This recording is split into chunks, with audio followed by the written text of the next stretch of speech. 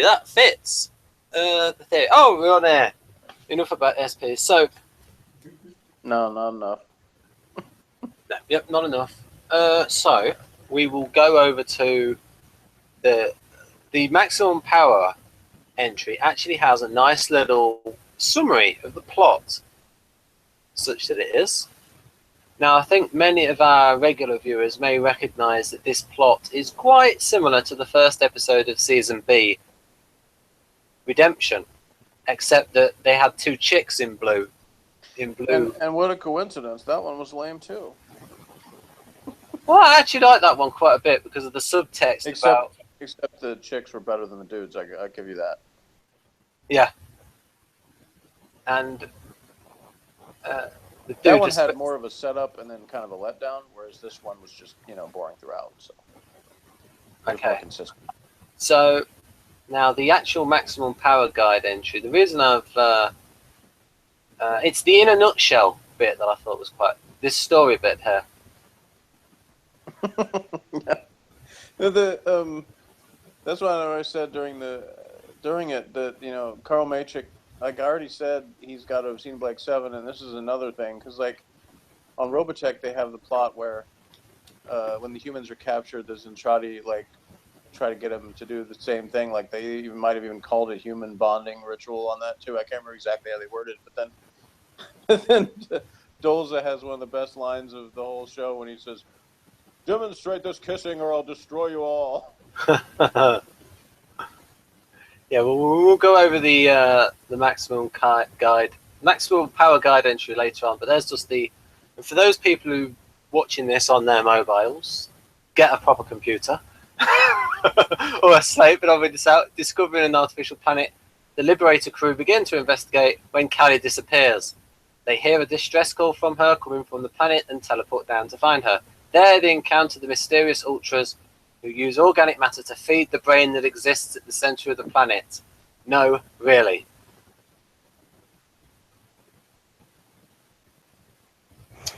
So, oh yes, so part of this plot is these fellas here are I might as well share the screen. And then actually I'll show what I wrote down. This is what I wrote down when I listened to the commentary. When Jeff talked about, in this program there's a database where they sort of scan the minds and take a sort of a record of them and sort of have maybe a cybernetic artificial intelligence alternative model of it that they can interact with. And I remember Jeff called it on commentary, and I've written it down here because it was so memorable. The database of nondescriptive white guys. Sorry, the database of nondescript white guys. That was it. I don't think I said database, but maybe I'm wrong. Yeah, but you did say nondescript. I did say that. Which was a very good word choice for that particular witticism. Actually, I might have, like, if they said something about, the whole thing's kept as a database or something. Yeah, I think it was in response to something somebody already said, because it was like he goes to find some like random person in the thing, and it's some dude, and then like they have a line of them, and it's like, okay, they're all nondescript white guys. So now I got some little bit of trivia about this episode.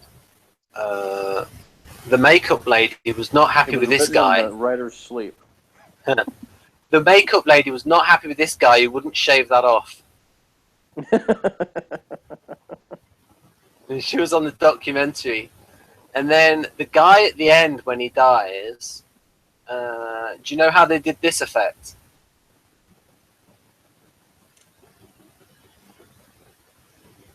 Magic? No, all they did is like a face pack. And she put like the face pack on him and got it to really dry, and just before it cracked, she said to him, because this was the makeup lady's idea, now just move your face and it will all crack. And so he did that, just that scrunch, and it made it all crack. He misinterpreted and instead smoked some crack. No. It's just a face pack. They're actually quite effective for removing blackheads. A clay mask. So Why you gotta remove blackheads, huh, Ben? What's wrong with the whiteheads? Blackheads, well, not... well, okay. So you can keep the blackheads in your nose if you want. Oh, well, I gotta be in my nose. Huh? Is that what it is? Right. So yeah. So basically, we just got it to dry, and then she said, "Scrunch your face, and then it all crack, and then to get that effect." There. What we got here? Right then, I will ask you for your review. So, what are your thoughts on this episode, then, Jeff? It was boring. Let's watch the next one. Well, actually, the next one's a very attractive episode. Well, there you go. So let's end this review and watch the next one, and then we can have a better one. So you got to act fast, you know, when you're talking about SPs being born ready, you know. Like, got to move on and do the good thing. Okay. Well, what we'll do is we'll go on to the maximum power guide entry. Then here we go. The bit that makes these videos tolerable for Jeff. The A splat in space, followed by a splat in space, then a splat in space, then the Liberator.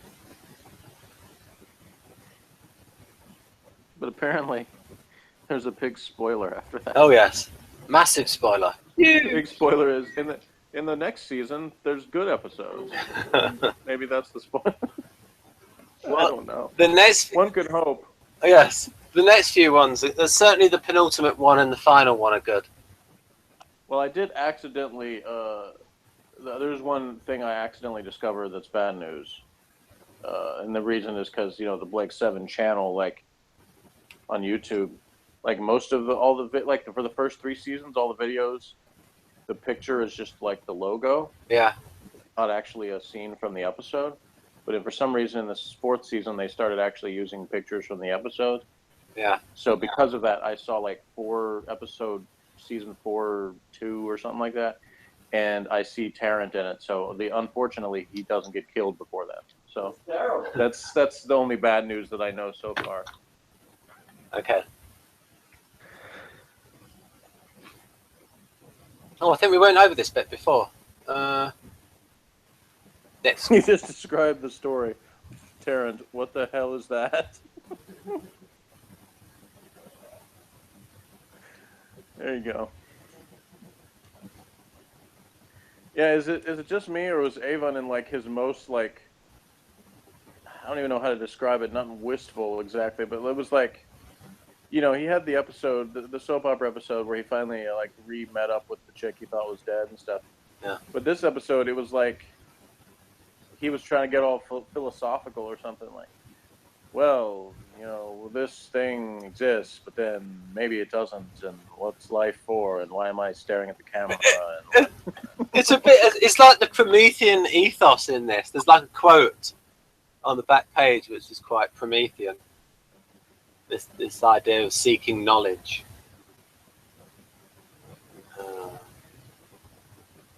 Here we go, information. Yeah, I think Avon was a little bit jealous that Villa was getting to know Aurak too well. He was like, "Hey, that's my pet. What are you doing? I'm the knowledge logical guy. What are you messing with my Aurak for?" I suppose there was some odd hand acting. I remember.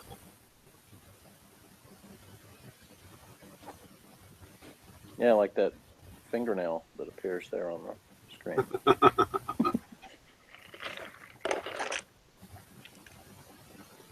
Right, have you read all that? Yes. Right then, the next one. Or if I didn't, I'm going to say I did. The next one, it gets better. Man, you really marked this one up. It shows up better than when it's photographed rather than scanned. Yeah.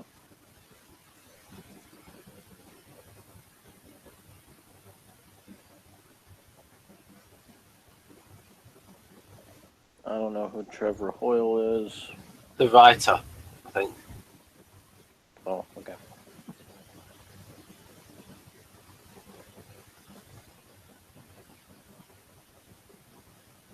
This may be what is known as BS.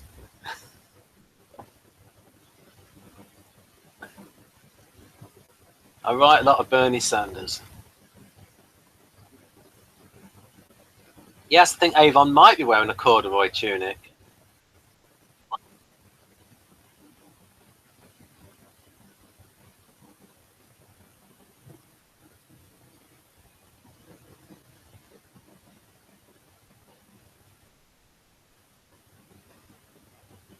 Yeah, it seemed, there's been several episodes where it just seemed quite Star Trek-ish, and this was one of them. The Ultra, the type of thing that the Star Trek people would have run into. Because there was sort of a recurring theme of alien races that would be like, oh, we're more advanced than humans because of this particular element, but then in everything else we suck. Yeah. With the Ultra people. Like, we're much better than you at collecting data. I like how we suck at, like, you talk about the Federation having sucky security. This place is like, we don't need that. Oh, no, we're dead. Oh, well, maybe we should have used some security. That when you had that guy that wanted to see the mating ritual, and then he, like, the looks that the actor did when he was, like, peering through the screen, that was quite good. I'll show that in a moment. It was getting you all worked up, huh, Ben? No, I just thought it was good. A nice little bit of performance there from the actor playing the Ultra. All right, whatever you say. And I remember it slightly amused you on commentary. I'm sure it did. Very slightly.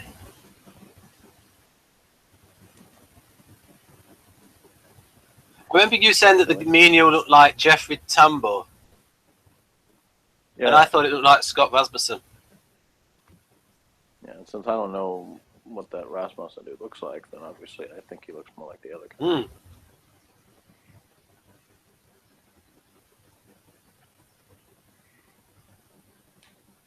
Expected Gary Shandling to walk in any minute.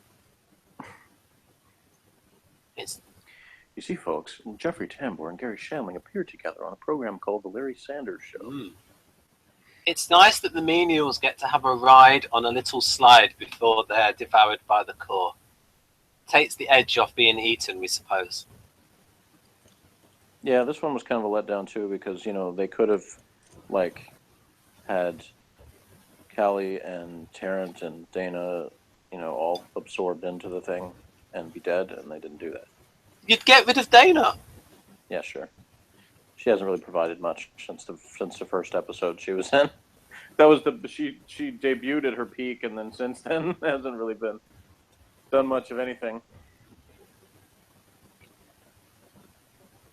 Same thing with Tarrant. Like in the very first one, he sort of served as an interesting generic menace, and then once it was like, oh, now I'm on your side, then he was boring after that. Well, the episode after the next one's a very good Tarrant story. Oh, no. No, it's not. Whatever. That sounds crazy, but it is. I already know he doesn't get killed, so there couldn't be anything that good. I mean, if you told me the whole thing was him getting tortured, I could say that maybe that was a good story. Well, it's good in my opinion. I'm pretty sure it's good. Blake should just come back on his ship. Just, who are you people? Shoot him. Take him out.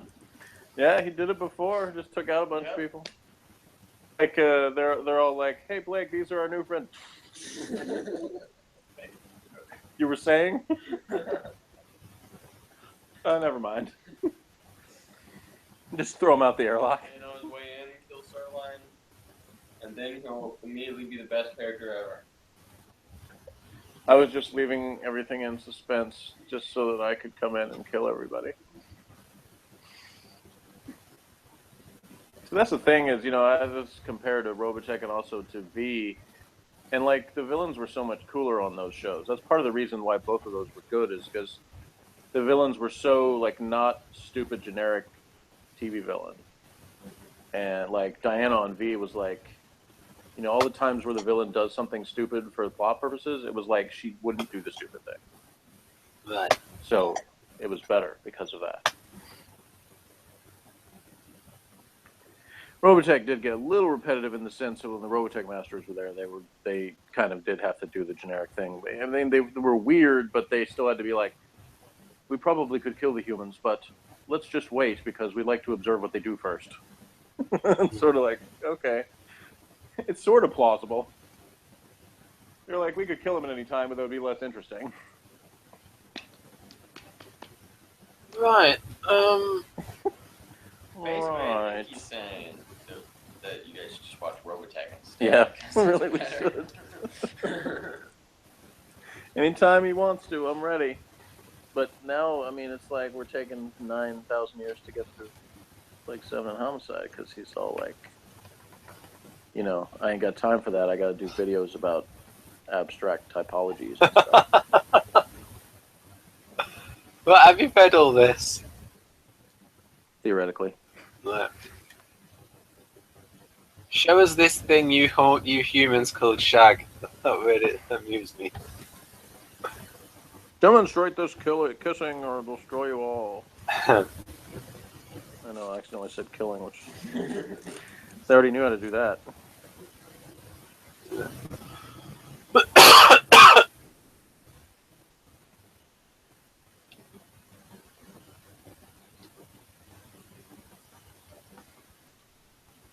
Soon she will be wiped clean.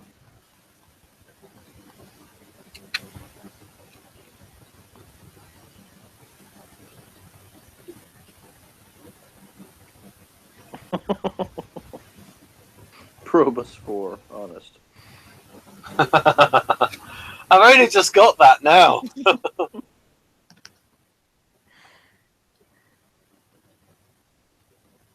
I only just got that because of the way you said it. What's all that green stuff? Down there at the bottom, you got like a whole green paragraph. I can't read Well, it. it's on commentary. Jeff mentioned a Robotech, a later series I made after Blade 7, similar to this, when he saw the mating ceremony. Oh, okay. So you just wrote down what I said already. Mm. Yeah, it's very similar. I can't remember what episode that was, what the title of it was, but when they have the Zentradi have the humans captured, that's... Yeah. And in fact, he... it's like, well, I won't spoil it because you're definitely going to watch it. You have to now that we've established that the Karl Machik was obviously a Blake 7 fan. Right. What we got here? Right then, so just quickly go through these slides. I'll just whiz through them. Usually this focuses.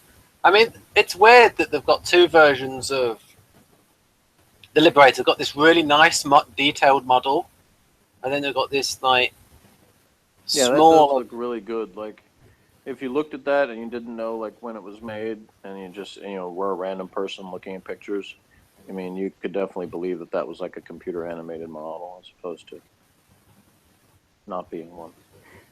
In fact, I think that a well done miniature looks better than CGI when it doesn't have to move. Yeah. Animals are especially terrible.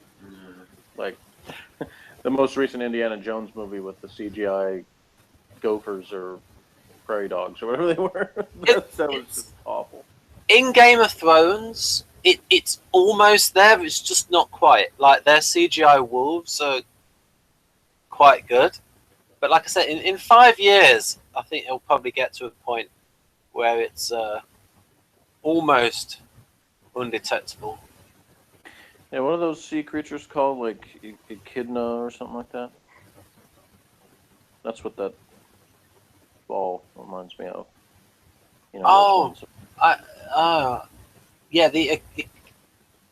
Yeah, echidna's a sort of a land animal, I think. The reason why I remember this is that Jack Aaron was talking about it in a video because... Well, I'm talking about the ones that are like in the water, but they're like... Yeah, I know what you mean, because I had a diagram of inside of one in an encyclopedia. So I sort of know what you mean, but something else that reminded me of, and I can't think what. I thought this was quite an interesting location. Maybe those. Yeah, we talked about Christmas tree ornaments before. Wasn't that like? There's that thing. It's like a ball, somehow associated with Christmas trees, where it's like. Yeah. Makes sounds or something. I think Morgan said it was a disco ball. Yeah. These guys were no 3 blue dudes from Carnival of Monsters. Those guys were better. Yes, I agree. Well, they had some very good. Crying out loud, Jeff, you had Michael Wisher as one of them. Mm-hmm. So, and you had Peter Halliday. So, yeah, this dude. I think this guy had the best look for the alien. Out of the 3.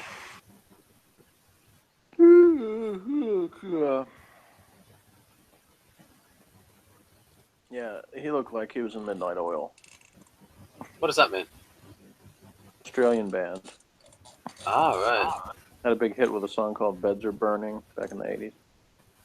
Ah.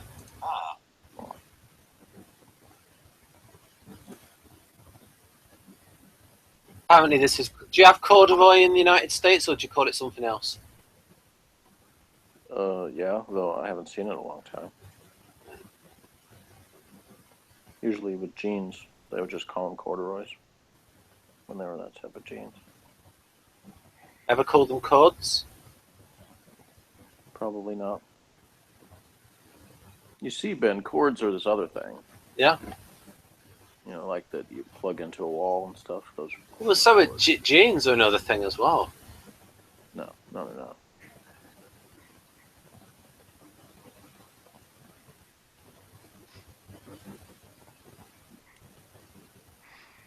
Enjoy the silence. That's a good picture, though. What, that? Yeah. It looks cooler than it actually is. Yeah, I just like the miniature work in this. This reminded me of Nickelodeon, like when it busted up and there was like the green slime coming down out of it. Yeah. What happened in that? Hey, he's buzzing. Well, you said there's something in Nickelodeon. Yeah, the green slime from Nickelodeon. You know, they always had that. The green slime was like a thing. What multiple shows. Well, it was like gunging people. Gunging? Putting gunge over people. It was like a children's program. Are you saying you don't know what Nickelodeon is? No. Do you mean the channel? Yes. Well, you see, by the TV network. By the time I was aware of that, I was like 18 or something. So I didn't watch it. Okay. Well, I watched shows on Nickelodeon after I was 18. But anyway. Maybe I saw Nick at Night. Yeah, well, Nick at Night started out as just being like TV reruns from like the 50s and 60s and stuff. And then at some point they actually started making original shows. But anyway, green slime was like a thing on Nickelodeon for a long time. We've had that on the BBC as well, when in ITV, gunging people with green. That sounds brutal. Gunging. Gunge. In fact, that's what they call it. Green gunge. So it's like a noun and a verb? Yeah. Let's see, we both learned something new, because like... Yeah, and they had something called you the were gunge like, I don't tank. know what Nickelodeon is, and I didn't know what gunge is, so... Yeah, and I think on... I mean, it sounds like some like way to like just smash somebody's brain in. It would be like I gunged them. So, what did you think of the miniature and model work in this episode, Jeff? Splork out of Blork. Oh, okay. Yeah, it's pretty cool. You know, they had good explosion there, and I think that guy's cracking up a bit. Yep. Mysterious instrumental music. And make sure you send me a picture of that. Well, you want that one, okay. Yeah, definitely. There was a previous episode too where it was like, I don't know, suspenseful. No, that wasn't it. There was some other funny word, but I can't remember. Do you remember? So is this the episode with the least amount of guest actors? Oh. No, that would have been Sarcophagus. Yeah, the last episode. Yeah, the last one. Yeah, probably. Yeah. Because it would only have had those ones, dancing around. Yeah. In that sort of weird alternate reality. No, I don't. All right, so I give it a 4 out of 10. I'm being amazingly generous because there's enough things where it's not like that. I'm not watching it going like this is the stupidest thing ever, because it's not. It's just boring, so I can't give it anything higher than that because it's not like I'm like, oh, this is interesting or exciting in some way, because it's not that either. So. Now, for the next one, I think there's a certain woman in it that you might give over 7 out of 10. All right, well, let's wrap up this video and then we can watch it. Okay, so bye-bye, folks. Bye.